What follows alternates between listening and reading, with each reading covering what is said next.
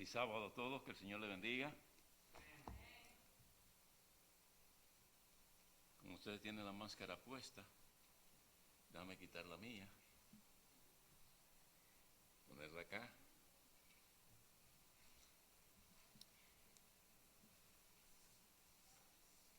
Quiero compartir con ustedes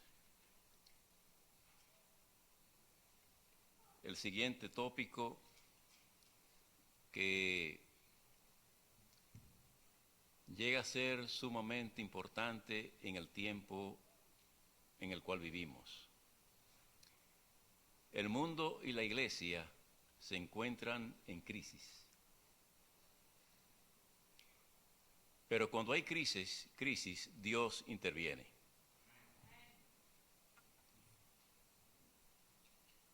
Y el tópico que voy a presentarle está basado en este libro último que su servidor escribió, que se llama El remanente fiel y la vindicación final, pero no mencionaré mucho acerca de la crisis inminente, que es el último, otro de los libros últimos que he escrito, para presentar a ustedes lo que nos dice el libro de Apocalipsis, capítulo 14, versículos 6 y 7. Es un verso que todos conocemos, inclusive lo conocemos de memoria. Pero hay diferentes tópicos que se pueden presentar en estos textos. Se puede presentar el Evangelio eterno, que es Cristo. Se puede presentar la prédica del juicio, que hemos conocido y hemos estudiado. Podemos predicar acerca de aquel que hizo los cielos y la tierra y debemos de adorarlo. Es decir, predicar acerca de la adoración, se ha dicho de paso, para entrar al cielo. Antes de cualquier otra cosa, primero tenemos que adorar. Adorar al Creador de los cielos y de la tierra, porque nuestra vida eterna estará basada en la adoración. También debemos de predicar esto sobre aquel que tiene el dominio de la historia y es el creador de nuestras vidas. Así que hay muchos temas, tópicos importantes que predicar acerca de Apocalipsis capítulo 14, versículos 6 y 7. Hoy me voy a ocupar de predicar acerca de la santidad que está envuelta en este capítulo. Cuando hablamos acerca de la adoración a Dios, estamos hablando acerca de la santidad. No podemos separar una de la otra, porque la palabra del Señor dice que sin santidad nadie verá al Señor. Así que es importante conocer lo que el Señor nos dice en su palabra con relación al tópico de la santidad. Cuando nosotros miramos el capítulo 14 del libro de Apocalipsis, ¿cuántos ángeles descubrimos allí? Se habla mucho acerca de 3 ángeles, ¿correcto? Pero el libro de Apocalipsis capítulo 14 habla de 7 ángeles, incluyendo a uno de ellos que es Jesús, que en el versículo anterior se habla de él que está sentado sobre el trono y se le entrega una hoz aguda porque la tierra está madura y hay que vendimiarla. ¿Qué significa que la tierra está madura? Bueno, que todos los hombres han tenido la oportunidad de conocer la verdad de nuestro Señor Jesucristo. Nadie tendrá la excusa de decir, yo no conozco la verdad de la palabra. Todo ser inteligente conocerá la palabra de Dios. Eso está conectado con el 7º ángel, quitando al ángel, es decir, dejándolo en su trono a este ángel que recibe la hoz aguda para vendimiar la tierra. Quedan 6 ángeles en el capítulo 14. Los primeros 3 son los ángeles que estamos predicando. Los otros 3 ángeles, el Señor sabrá cuándo va a comisionar para enviar estos ángeles para la terminación del Evangelio. De manera que el ángel de Apocalipsis 18, que se introduce allí, se introduce después de un paréntesis que existe entre el capítulo 15, 16 y 17, porque ahí el Señor introduce otra fase de la historia salvífica. Pero el capítulo 18 encontramos aquí ese séptimo ángel. Vamos a ver, el ángel de Apocalipsis, el Apocalipsis 14, presenta el Evangelio eterno, nos presenta la hora de su juicio, nos presenta al Creador de los cielos y de la tierra, nos presenta el llamado que hemos de hacer para que las personas conozcan que la Babilonia va a caer y rechazar la imagen o el número, la marca de la bestia. El capítulo 18 ahora dice que toda la tierra será alumbrada con la gloria de Dios. Y eso nosotros le hemos llamado el fuerte pregón, es decir, el último mensaje que será dado al mundo entero. Enfatiza la caída de Babilonia y sobre todas las cosas hace un llamado al pueblo invisible que todavía no ha llegado a este pueblo de Dios que es visible, pero que hay un pueblo que está allá afuera que es invisible, pero que Dios llama y dice: salid de ella, pueblo mío, para que no seáis partícipe de sus pecados ni recibáis de sus plagas. De manera que este mensaje de Apocalipsis 14 es el mensaje de la justificación por la fe, de la justicia por la fe. Eso lo dice la sierva de Dios allí en el libro del Evangelismo, en la página 143.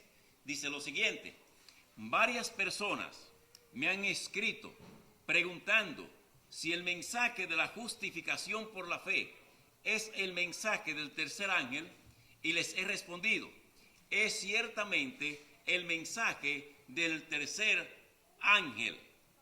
Noten ustedes acá, mensaje de la justificación por la fe es el mensaje del tercer ángel. Otras palabras, mensaje 1, 2 y 3, ángeles 1, 2 y 3, mensaje de los tres ángeles. Esos mensajes son de justificación por la fe, lo que indica que predicar el Evangelio eterno, que es Cristo, es justificación por la fe. Predicar la hora de su juicio es justificación por la fe. Predicar acerca del Creador de los cielos y de la tierra es justificación por la fe. Predicar el llamado a la caída de Babilonia es justificación por la fe. Predicar acerca de que el hombre ha de entregar su vida para que el Señor les use para predicar el Evangelio a todo el mundo es justificación por la fe. El llamado a salir de Babilonia es justificación por la fe. De manera que el mensaje de los ángeles es justificación por la fe. Y no podemos entonces quitar a Cristo, que es el centro de toda justicia. Pero vamos a dar un pequeño repasito, porque la crisis de la cual le estoy mencionando es que tanto el mundo y muchos, lamentablemente, del pueblo de Dios no comprenden lo que es el pecado. Y debemos de desglosar rápidamente qué es el pecado. Y voy a remontar sus pensamientos hacia lo que sucedió en el cielo, que todos sabemos. Satanás se levanta ¿contra quién? Contra Dios. No solamente para ser adorado, sino que lanza una calumnia diciendo que Dios es un tirano, que Dios es un dictador. Y lo hace en base a que Dios ha creado leyes que los seres creados no pueden observar. ¿Me están siguiendo? Al colocar a Dios en esa situación, los seres creados lanzan una interrogante en su mente. ¿Estará diciendo este querubín cubridor la verdad acerca de Dios? Que tenemos leyes y que esas leyes son demasiado duras, que no pueden ser observadas. El asunto es que hubo una guerra en el cielo, conforme a Apocalipsis, capítulo 12, versículo 7. Esa guerra se estableció y esa guerra entonces pasó a la tierra.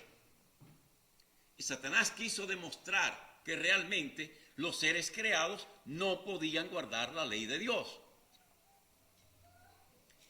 Y tienta a Adán y Eva y hace que Adán y Eva pequen. Y ahora vocifera Lucifer, Satanás, delante del universo. Ustedes se dan cuenta, Dios es un tirano, Dios es injusto, Dios no quiere el beneficio de sus criaturas.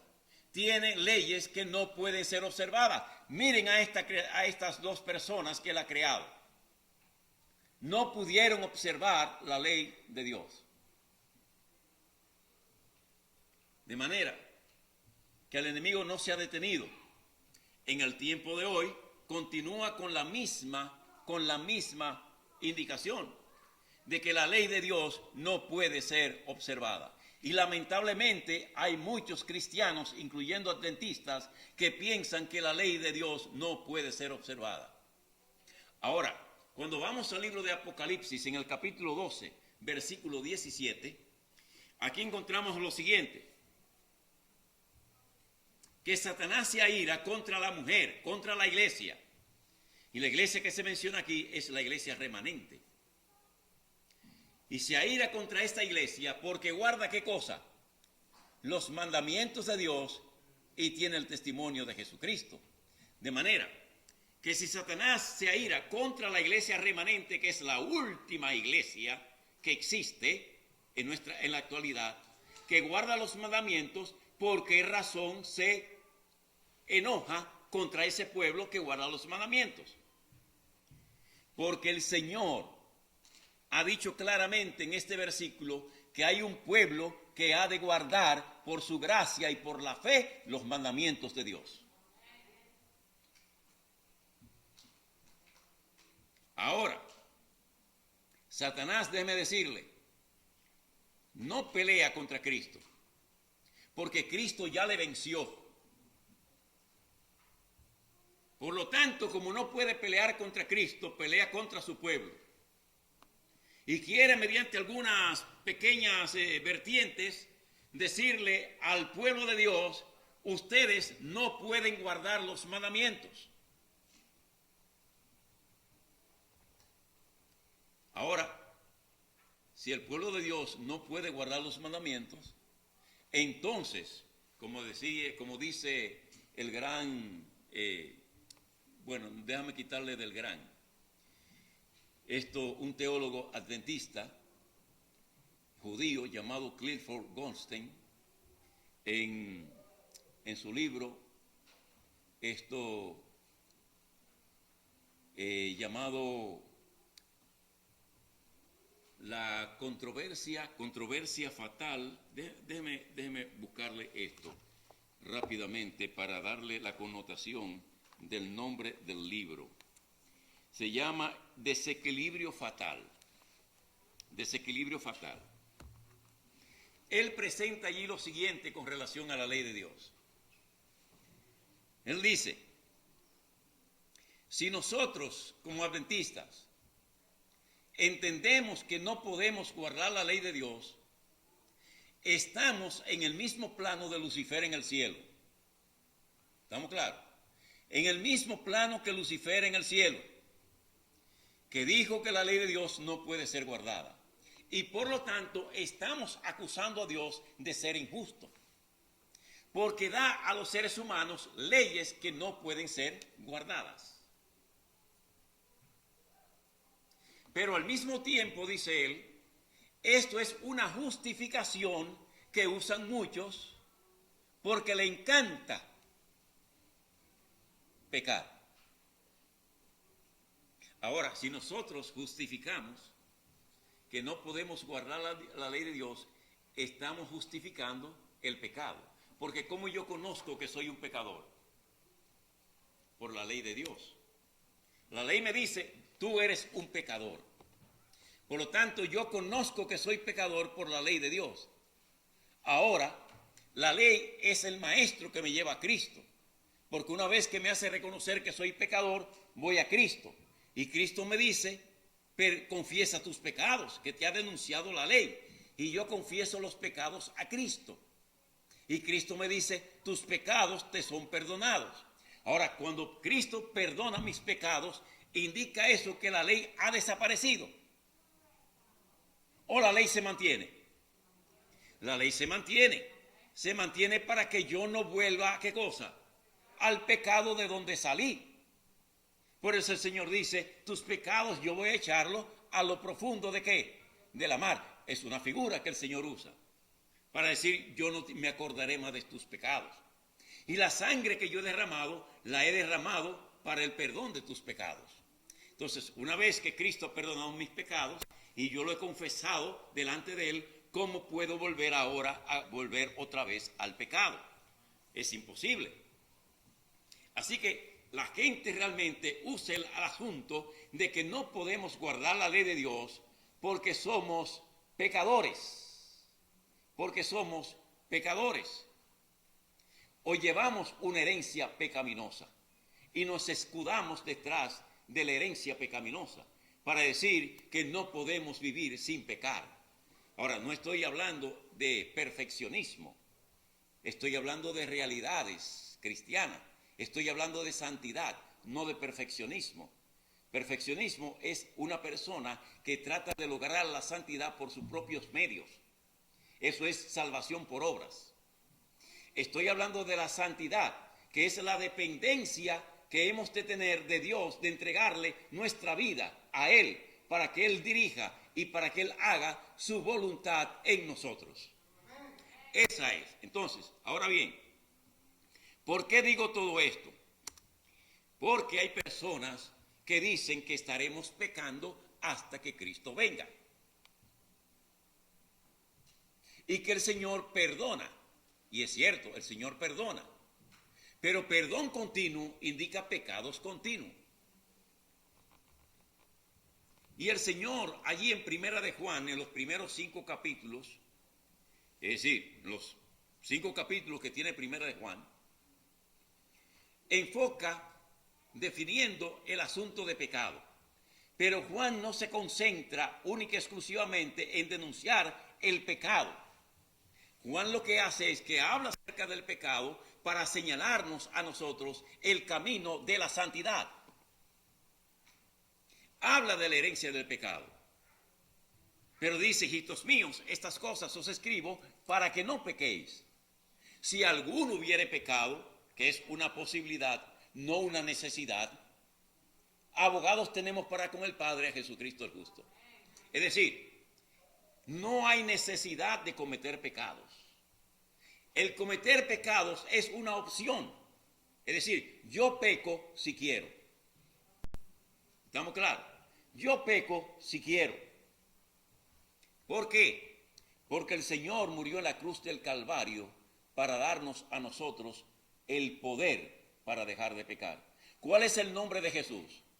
¿Cuál es la definición de Jesús? Que Él vino para salvar a su pueblo en sus pecados o de sus pecados. Jesús significa que Él vino a salvar a su pueblo de sus pecados y no en sus pecados. De manera que señalar y decir que estaremos pecando hasta que Cristo venga, estamos diciendo, Dios, tú has sido injusto conmigo, porque me ha dado una ley de la cual yo no puedo deshacerme del pecado. Y cuando hablo de pecado, estoy hablando de pecados conscientes, de pecados premeditados. ¿Estamos claros? Conscientes y premeditados. El Señor me ha dado poder para yo no premeditar pecados, para yo no calcular pecados, para salir victoriosos. Ahora, de que cometemos pecados, sí es verdad, pero ¿de qué manera? ¿De qué manera? Que es mucho más lo que desconocemos que lo que conocemos y estamos expuestos a cometer pecados de ignorancia o involuntariamente. Esos pecados el Señor tiene una solución para ello y es precisamente en el gran día de juicio en el cual estamos viviendo, en el gran día del Yom Kippur, que Hebreos 9:7 dice que debemos de venir a confesar los pecados de ignorancia del pueblo. Pecado de ignorancia del pueblo. Porque hay pecados que el hombre comete fuera que nosotros denunciamos en nuestros estudios bíblicos. ¿Sí o no? Cuando vamos donde la persona para darle un estudio bíblico y le decimos, mira, es tiempo de que conozca a Cristo y es tiempo de que reconozca que eres un pecador. Confiesa tus pecados para que Cristo perdone tus pecados. Y entonces le hacemos el recuerdo de la mujer pecadora y le decimos, y Cristo dijo, vete y no peques más. Entonces, Si una vez que nosotros hemos predicado a una persona que tiene que abandonar el pecado, ahora cuando entra en la iglesia, ¿cómo le vamos a decir que realmente estaremos pecando hasta que Cristo venga? No hay incongruencia, es incongruente en eso. Es decir, quitamos el poder de nuestro Señor, le quitamos el poder y decimos realmente tú no puedes hacer lo que yo no puedo hacer en mi vida. Estamos dándole una imposibilidad a Dios. Es imposible, Dios, que tú realmente realices un trabajo en mi vida, cuando Dios realmente realiza todo el proceso en mi vida. Porque no es salvación por obras, es dependencia de Dios, dependencia total de Él. Noten que Cristo vino para vindicar el carácter de Dios. Ahora la pregunta es, ¿solamente Cristo ha de vindicar el carácter de Dios? ¿O nos corresponde a nosotros como iglesia remanente vindicar el carácter de Dios y de Cristo? Vea lo que dice la sierva de Dios. Dice, pero el plan de redención tenía un propósito todavía más amplio y profundo que el del salvar al hombre. Cristo no vino a la tierra solo por este motivo. Escuchen bien. No vino solamente por el motivo de salvar al hombre. Dice, no vino meramente para que los habitantes de este pequeño mundo acatasen la ley de Dios como debe ser acatada. En otras palabras, no basta el guardar la ley de Dios. Escuchen bien, hay que guardarla, pero no basta el guardar la ley de Dios, sino que vino para vindicar el carácter de Dios ante el universo. Podemos hacer muchas cosas, pero Dios es el que lo hace todo. Así que Cristo vino para vindicar el carácter de Dios. Algunos dicen, bueno, si Cristo vindicó el carácter de Dios, el pueblo de Dios no tiene que vindicar a Dios. Pero Dios vindicó su propio honor. Y Cristo vindicó la ley. Y la hizo honorable. Ahora bien, ¿qué es lo que está en juego? La historia de Cristo. La historia de Cristo está clara. Tentado en todo, pero sin pecado. Venció el pecado con la resurrección, se presentó ante el Padre y el Padre lo coronó. El problema delante del universo son los hijos de Dios. Es el pueblo de Dios. Es el pueblo remanente que ha de ser un pueblo fiel. Entonces, a este resultado del gran sacrificio de Cristo, a su influencia sobre los seres de otros mundos, así como sobre el hombre, se refirió el Salvador cuando poco antes de su crucifixión dijo, ahora el juicio de este mundo, ahora el príncipe de este mundo será echado fuera. ¿Qué está diciendo con eso? Que el príncipe del mundo será echado fuera. Que hay una victoria que tiene el pueblo de Dios. Que el enemigo será derrotado por él. Y que el príncipe de este mundo ha dejado de ser. Y que el príncipe del corazón de los seres humanos es nuestro Señor Jesucristo. En el libro Reflejemos a Jesús, en la página 42, la sierva de Dios dice, y yo, si fuere levantado de la tierra, a todos atraeré a mí mismo. Entonces, dice ella, el acto de Cristo de morir por la salvación del hombre, no solo haría accesible el cielo para los hombres, sino que ante todo el universo justificaría a Dios y a su Hijo en su trato con la rebelión de Satanás. Ahora, demostraría la perpetuidad de la ley de Dios y revelaría la naturaleza y las consecuencias del pecado. Ahora noten esta última parte. La ley de Dios es perpetua. Entonces, como algunas personas dicen, aún dentro de la iglesia, que es imposible guardar la ley de Dios. Para los seres humanos, nosotros, como seres humanos, nos es imposible. Pero para Cristo es posible. Porque el texto que vi aquí en la pantalla decía, todo lo puedo en Cristo que me fortalece. Entonces, si todo lo puedo en Cristo que me fortalece, es que cuando yo deposito mi fe en el Señor Jesucristo y le digo, aquí está mi vida, tómala, yo soy un barro, por favor moldea mi vida conforme a tu santa y divina voluntad. El poder de Cristo obra en mí para guardar los mandamientos de Dios.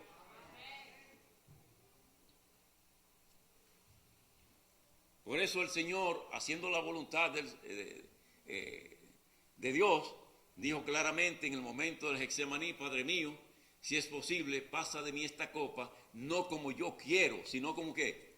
Como tú. Es lo que nosotros hemos de hacer. Yo no puedo guardar los mandamientos, pero tú puedes darme el poder para hacerlo.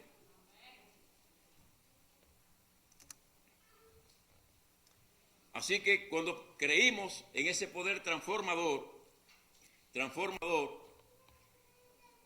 la sangre de Cristo nos limpia de todo pecado. ¿Sí o no? Nos limpia de todo pecado. Y es una obra continua de Cristo, porque Él es nuestro abogado intercesor en el reino de los cielos. Una obra continua de Cristo. Él nos limpió de nuestros pecados en la cruz del Calvario, pero nos mantiene limpios con su intercesión en el reino de los cielos. Y debido a eso nos selló con la promesa de la lluvia temprana de su Espíritu Santo. Eso lo dice Efesios capítulo 1, versículo 13 y capítulo 4, versículo 30, que nos selló con la promesa de su Espíritu Santo. Es decir, lo primero que hace el Señor es que nos sella con su Espíritu Santo.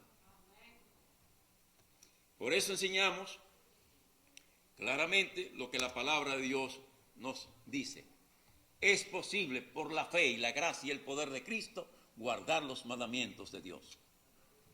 Ahora, ¿por qué yo digo que es imposible que nosotros estemos pecando hasta que Cristo venga? Por varias razones. Primero, estamos dentro de un juicio que le llamamos juicio investigador. ¿Está bien? Hay tres partes que tiene el juicio. El juicio investigador, el juicio judicativo y el juicio ejecutivo. Tres partes tiene el juicio. Nosotros estamos viviendo el juicio investigador, donde cada caso se está investigando. No sabemos cuándo comenzará el juicio de los vivos, pero sabemos que los casos de los muertos están siendo investigados. Nacimos en un mundo de pecado. Al nacer en un mundo de pecado tenemos una herencia de pecado. Nosotros no morimos por el pecado de Adán. Nosotros morimos por nuestros propios pecados. Y por tener una herencia pecaminosa, entonces estamos condenados a la muerte. Pero Cristo vino para cambiar eso. La herencia pecaminosa no nos hace ser pecadores. No nos hace ser pecadores. Porque ya dos áreas tiene somos pecadores activos o somos pecadores pasivos. Pecadores activos o pecadores pasivos. ¿Quién es el pecador activo? El que calcula, el que premedita y el que le gusta pecar. Es el pecador activo. Está el pecador pasivo, que sabe que tiene una naturaleza de herencia pecaminosa, pero odia el pecado como Cristo lo odia y ama la santidad como Cristo la ama. Por lo tanto, aborrece el pecado y pide a Dios fortaleza de lo alto para salir victorioso ante el mal y el pecado. No porque haya fuerza o méritos en él, sino por los méritos y la fuerza de Cristo. Es que se sale victorioso. Así que la naturaleza pecaminosa no nos hace ser pecadores activos. Por eso es que esta naturaleza pecaminosa, la herencia, la llevaremos hasta la venida de Cristo. Porque ahí es que se va a cumplir la tercera fase del plan de redención, ¿Qué es la glorificación? Lo mortal será vestido de inmortalidad y lo corruptible será vestido de incorrupción. ¿Eso está claro? Ahora, Cristo nos ha llamado a ser moralmente perfectos. Sed pues vosotros perfectos, como vuestro Padre que está en los cielos es perfectos. Esto indica la madurez del cristiano. No es que vamos a ser igual al Padre. No, lo que indica es que a medida que nosotros vamos conociendo y más de la gracia de Cristo, vamos creciendo, madurando en la vida espiritual. Y llega un momento que esa madurez de la vida espiritual, lo que a usted le parecía difícil de vencer antes, ahora se da cuenta de que es fácil vencerlo, porque Cristo está morando en nosotros. Ahora bien, hay una fase que pregunté. Llegará un momento, en medio de ese juicio, que estamos en el juicio investigador, para entrar al juicio judicativo, tiene que terminar el juicio investigador. ¿Estamos claros? El juicio investigador tiene que terminar. ¿Cuándo termina el juicio investigador? ¿Cuándo? Apocalipsis 22:11 lo dice claramente. Es el pronunciamiento de un juicio en el cual el santo será separado del que no es santo, el injusto del justo. Dice la palabra, el que es injusto continúa siendo injusto, el que es santo continúa siendo santo, el que es justificado continúa siendo ¿qué? Santificado todavía. ¿Estamos claros? Separación. Ahora, en ese momento de separación, ¿qué va a suceder? Que antes, en ese momento que se pronuncia juicio, el Espíritu Santo se retirará de esta tierra. No de los hijos de Dios, se ha dicho de paso, ¿verdad? No de los hijos de Dios, porque el Espíritu Santo estará con nosotros y en nosotros para siempre.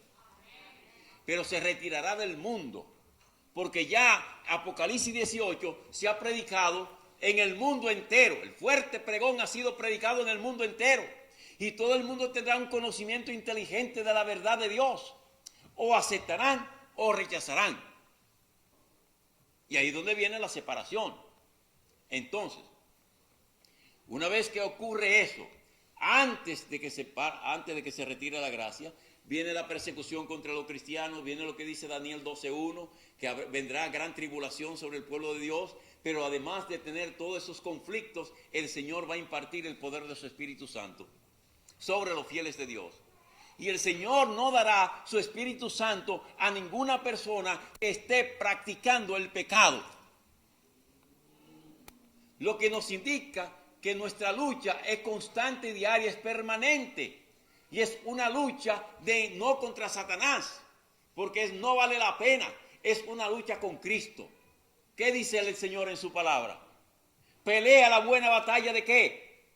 De la fe. Mientras más cerca de Cristo, más lejos está el diablo. Ahora lo que le estoy diciendo, hermano, posiblemente para algunos es nuevo. Y posiblemente encontrarán a predicadores que dirán lo contrario de lo que yo digo.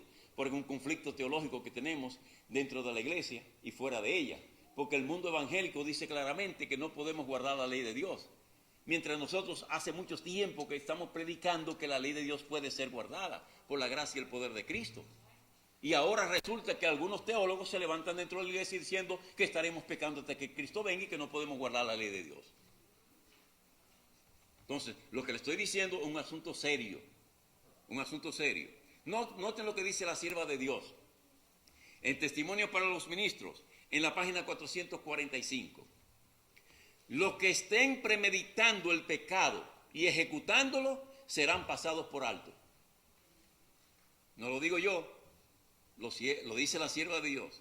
Los que estén premeditando el pecado y ejecutándolo serán pasados por alto. Entonces, ¿debemos odiar o no debemos odiar el pecado? ¿Debemos de mantenerlo lo más lejos de nuestra vida? Claro que sí. algunas personas me han dicho, pero no hay ningún personaje en la Biblia que no haya pecado. Sí, ciertamente, no los hay. Pero aquellos que reconocieron que estaban en pecado, reconocieron cuál era la clave para estar cerca de Dios. Ahora, lo que estamos acostumbrados es a buscar justificativos bíblicos para justificar nuestros pecados. ¿Por qué no buscamos los personajes bíblicos que la Biblia menciona que no pecaron? ¿Por qué? Porque queremos ver la fase negativa. Y esas personas que pecaron, la Biblia lo menciona para que nosotros no hagamos lo mismo. La historia de Sansón se registra, ¿por qué?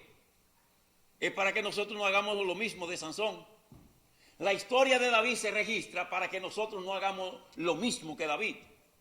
Sin embargo, David dijo, del Señor viene mi vindicación. De manera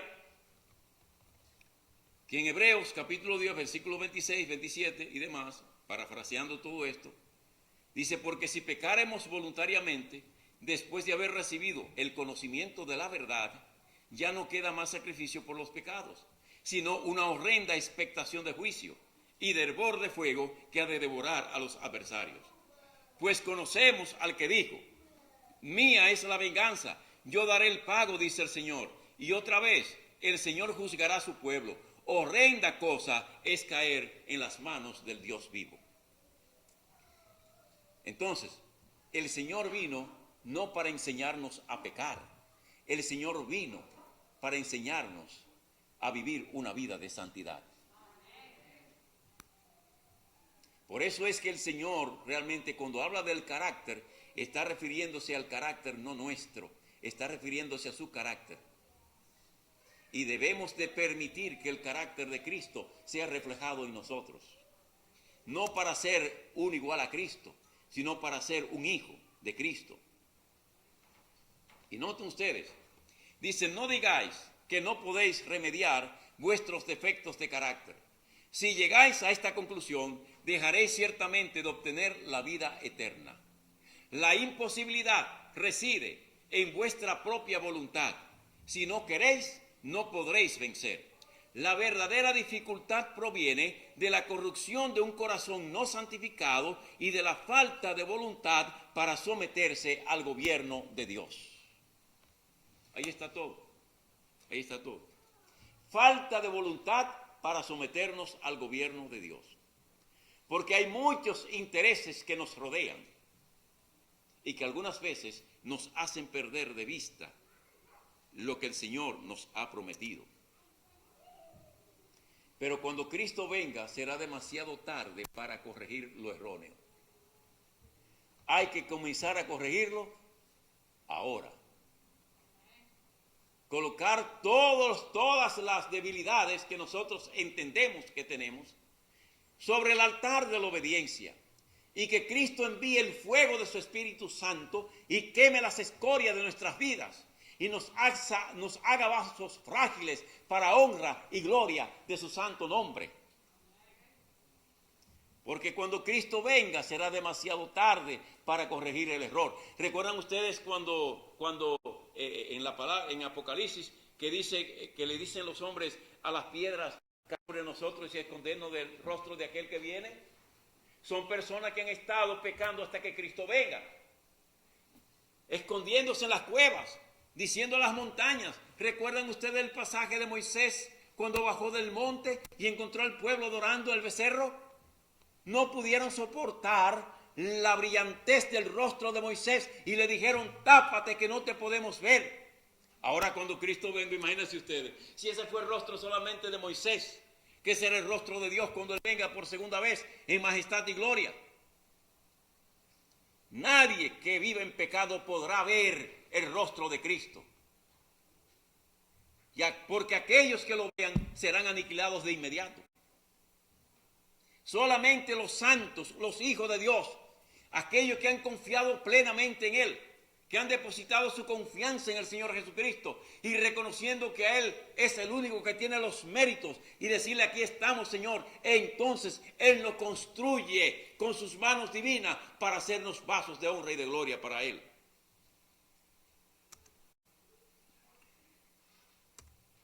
Bueno, esto ya me quedan 3 minutos para terminar, ¿verdad que sí, hermana Willa? ¿Qué hacer con la historia profética, hermanos? Daniel 7:25 dice que hay un poder que se ha levantado para destruir la ley de Dios y cambiarla. ¿Creemos nosotros en ese poder? ¿O creemos en el poder que firmó su ley con su propio dedo? Y que dijo claramente que todo lo puedo en Cristo que me fortalece. ¿O seguimos las teologías de los que entienden que lo que va a suceder en este mundo pues es algo liviano para tomar? No, vendrá un zarandeo para el pueblo de Dios y debemos permitir que el Señor nos dé su poder para salir victorioso. Hay una promesa que es la promesa de la lluvia tardía. Y esa lluvia tardía solo lo recibirán los limpios de mano y puros de corazón. Aquí no puedo reclamar impecabilidad, pero sí impecabilidad moral. Noten estas dos citas para terminar de la sierva de Dios. Y para poder entender esas dos citas que parecen contradictorias, estas dos citas. Para poderla entender debemos de entender esta que voy a leer primero. Noten, no podremos decir yo soy impecable hasta que este cuerpo vil sea transformado a la semejanza de su cuerpo glorioso. ¿No somos como? Impecables. Hasta que este cuerpo sea convertido en un cuerpo como glorioso. Es decir, esta naturaleza pecaminosa, y ya vi las dos vertientes, que hay que saber lo que es el pecado, la persona que es activa, pecador activo y el pecador pasivo. ¿Entendemos eso?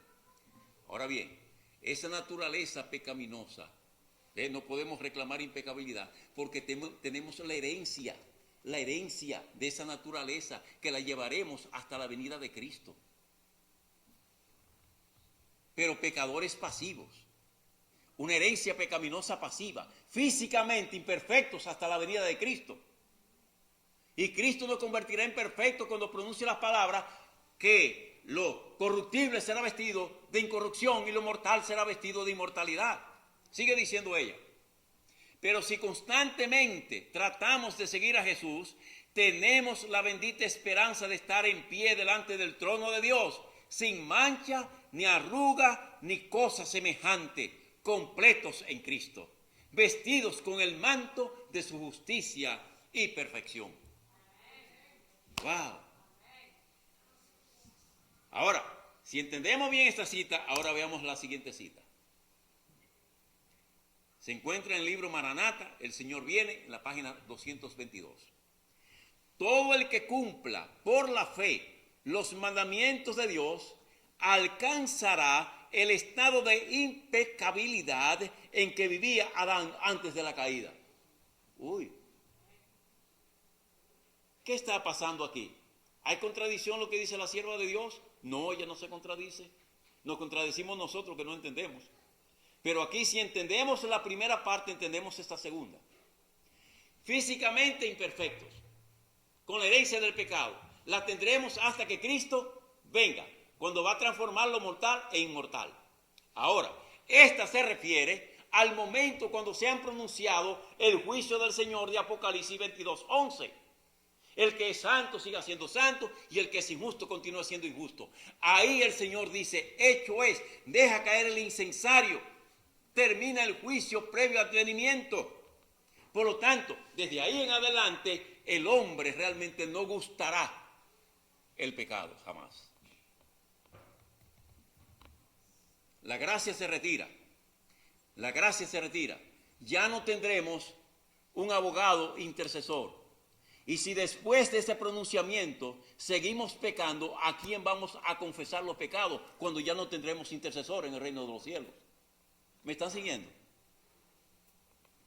No tendremos intercesor en el reino de los cielos, Por lo tanto, no tendremos a quien confesar pecados. Por eso es que los pecados deben de ser confesados antes de que se pronuncie la sentencia de Apocalipsis 22:11. Ahora entendemos, ¿verdad?, que estas dos partes realmente no se contradicen, sino que armonizan. El Señor ha prometido a su iglesia la lluvia temprana, la lluvia tardía. La lluvia temprana la recibimos en el momento que creímos. La lluvia tardía la recibiremos en algún momento que todavía no sabemos. El Señor lo sabe. Pero cuando sea derramada, yo quiero que el Señor me encuentre pidiéndola y luchando por recibir cada día su gracia, porque yo no puedo realmente hacer nada a menos que Él no lo haga. Solamente someterme a Él por mi libre albedrío, someterme a Él, decirle: Señor, aquí está mi vida, es tuya, te pertenece, haz con ella conforme a tu santa y divina voluntad. Muy bien, terminamos aquí entonces, dejamos lo otro para después, pero solamente quiero indicar lo que dice la sierva de Dios con relación, para no dejarlo así inconcluso, lo que dice el Señor con relación a la vindicación, si solamente es Cristo que le toca vindicar o a nosotros como pueblo de Dios. Escuchen esta cita de la sierva de Dios.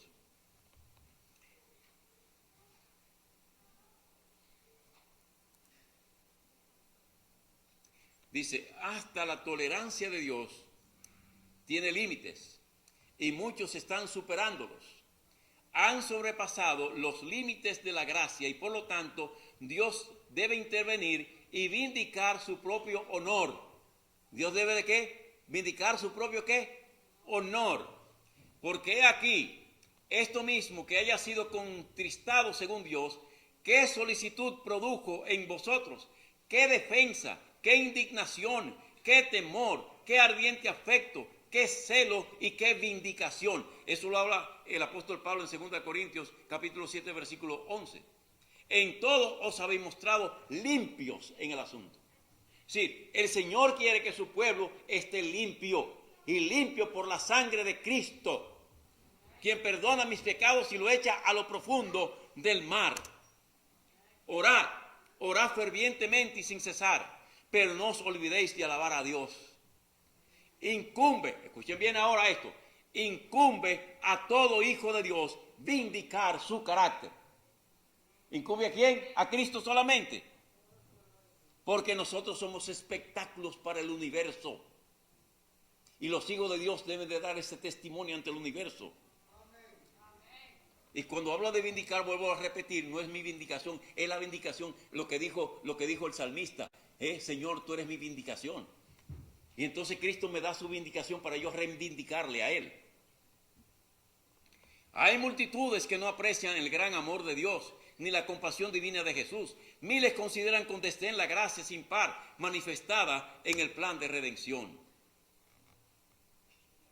Todos los que participan de esa gran salvación no son inocentes al respecto, no cultivan corazones agradecidos. Pero el plan de la redención es un tema que los ángeles desean escudriñar. Será la ciencia y el canto de los redimidos a través de las edades sin fin de la eternidad. ¿No es digno de reflexión y estudio cuidadoso ahora? ¿No alabaremos a Dios con corazón, alma y voz por sus maravillas para con los hijos de los hombres? Y entonces, finalmente, digo esto, que se encuentra en el libro Oye los Testimonios, en el tomo 2, en la página 343. Si hubo alguna vez un pueblo que necesitase un aumento constante de la luz del cielo, es el pueblo que, en este tiempo de peligro, Dios llamó a ser depositario de su santa ley y a vindicar su carácter delante del mundo. ¿Guardar qué cosa? Su santa ley y vindicar el carácter de Dios delante del mundo. Hermanos, no se lleven de aquellos que dicen que la ley de Dios no se puede guardar, porque le estamos quitando el poder a Dios. Dios no es injusto. Cuando nos dio la ley, Él sabía perfectamente que por medio de la gracia y de la fe en Él puede ser guardada.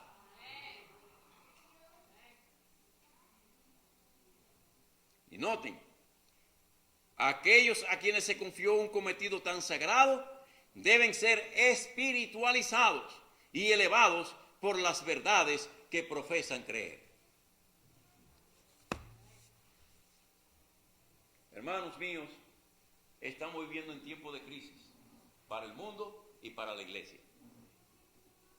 Tiempo de crisis para el mundo y para la iglesia.